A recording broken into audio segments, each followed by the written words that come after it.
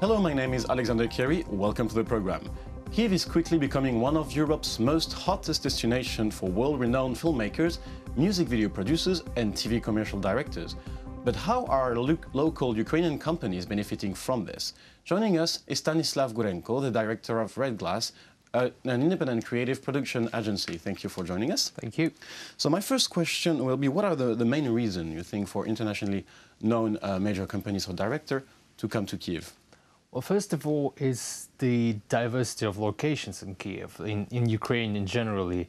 Ukraine, you can find almost every type of landscape you can find for your video or advertisement or feature film, like mountains, sea, fields, rocky mountains, everything you just want or imagine here.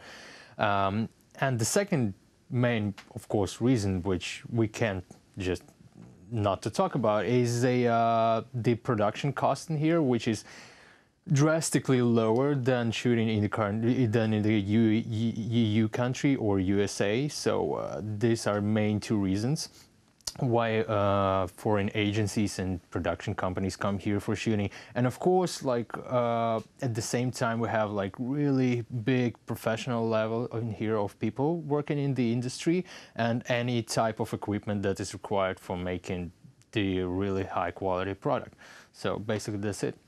So are there any downsides to this cost? Well, so far there are not many downsides of this cost. Like we have like the bright side of it. We're raising the international image of our country in here as like filmmaking country in the world. We're attracting like really basically like movie superstars in here. I mean, not the actors, but industry superstars. Like, for example, recently we've had like director of photography Hoytema coming to Kyiv, shot in the last Lacoste company. Well, this is definitely like working just like a benefit for our country in world filmmaking industry. But at the same time, you have to be careful not to cross the line of becoming just the cheap workforce and like becoming the film factory in the world film industry scene. Because like if this line will be crossed without making your inner industry really strong and really big, it won't work, you know. So some people call Kyiv the new Berlin. Would you say there is a trend of this post-Soviet kind of aesthetic? I think there is definitely some part of truth in that, but looking at Berlin, like I've visited it like tons of times. I wouldn't call Kyiv the new Berlin, because Kyiv is definitely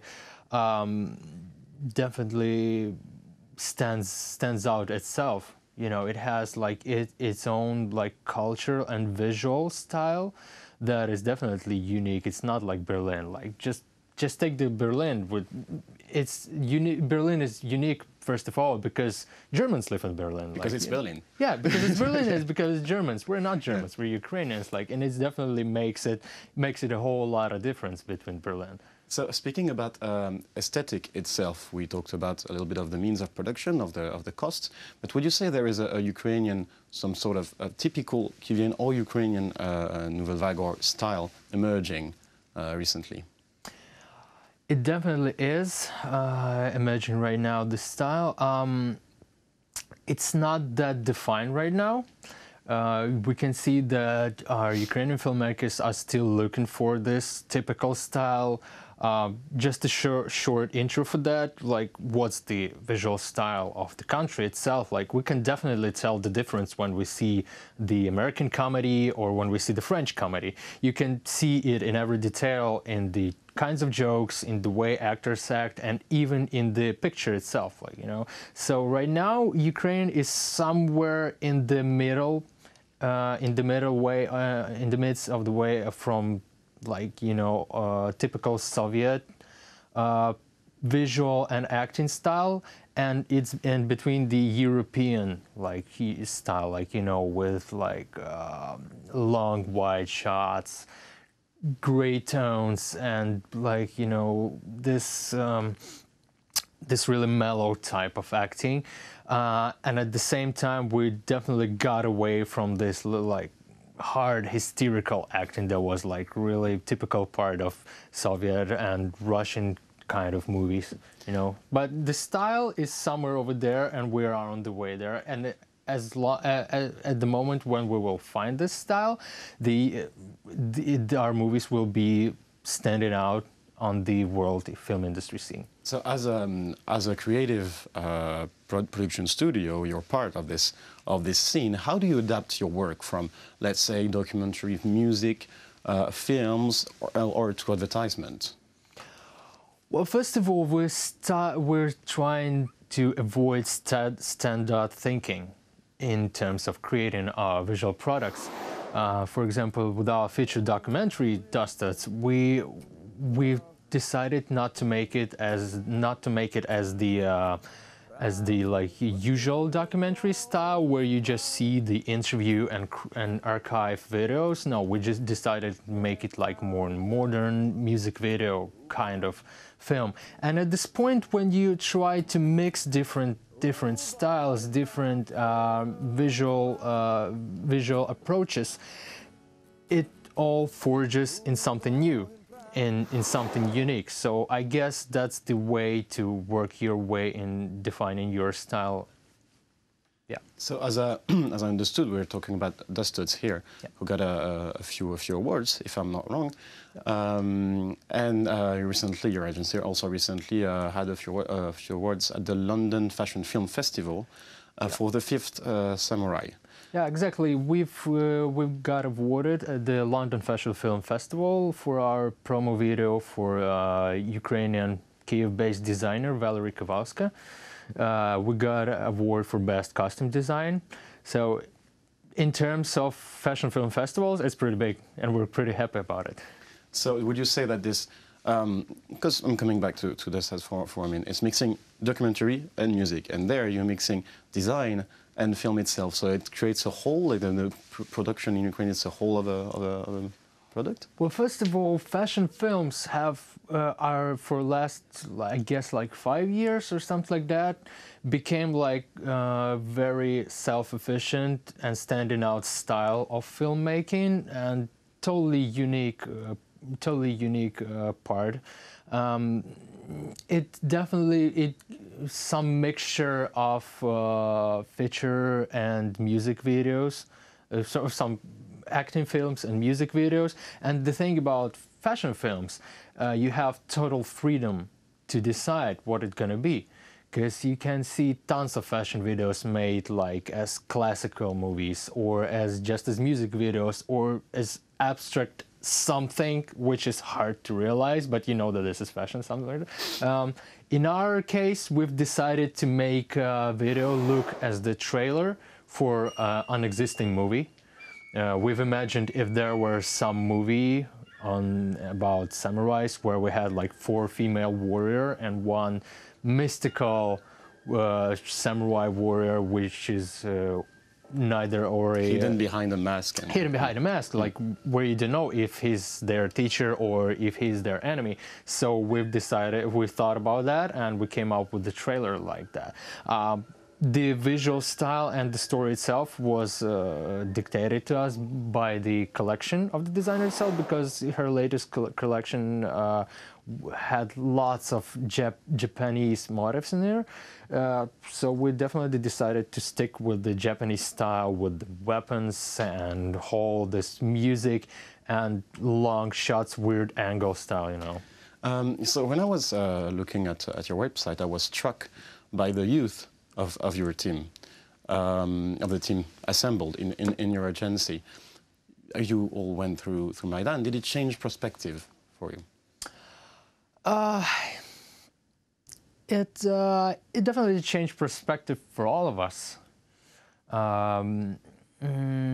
As filmmakers, as artists. As filmmakers, well, right now, personally speaking for myself, it definitely changed perspectives for all filmmakers in Ukraine, and lots of filmmakers started to began shooting and making films starting from that point, because it really shook everyone, and it gave like a big part of inspiration for everyone.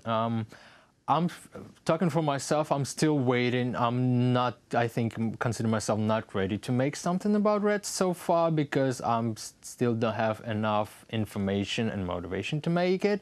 Still, but talking about our experience even in our feature documentary, one of our heroes of this film, he helps volunteers and he helps army by building the tactical gear, which is pretty unique because we didn't have like anyone making tactical gear so far in Ukraine, and so we showed this in our movie because we can't just avoid this theme because it's a part of our it's essential. It's a part of our life, and it wasn't intentional that one of characters of our film had an activity like that. But in prospects of thinking and mind changing, definitely, yeah, it was pretty shocking and standing out moment when it wasn't like at the moment of Maidan. It was probably stretched throughout like the last 3 years, when more and more we realized that we have to be more self-efficient to film production industry. We have to be more you have to be more standing out from everyone in the world scene, and definitely dividing ourselves from old visions and old connections with the Russian film industry and part like that, because the Ukrainian commercial and film series industry was definitely shocked and was definitely standing still for long, because Russian market was heavily depending on Russian market. Russian market was pretty big. We had a pretty big influence on our production market because lots of Russian films and commercials were shot in Kyiv, in Ukraine, and that's why everything had to be rebuilt to making really great product ourselves and depending on ourselves and attracting foreign like EU and United States agencies and production company to our market. So that's talking about the past. So my next and last question will be, what about the future? What's the next big project for the agency? Right now we have already new feature documentary in production, and we have right now another feature film in development, so I guess it's going to be pretty big, and as soon as we're going to announce our official film, it will be made with pretty big movie star in it, so I guess it's going to be good. So you can't say it now? I can't say it right now, but it's going to be definitely pretty big and pretty good. Okay, well, we're impatient to see this production and to know more about it. Thank you for joining us in the studio. It was a real pleasure. It was Stanislav Gurenko, director of the production agency Red Glass. Thank you for watching UATV. Stay tuned for the rest of the program.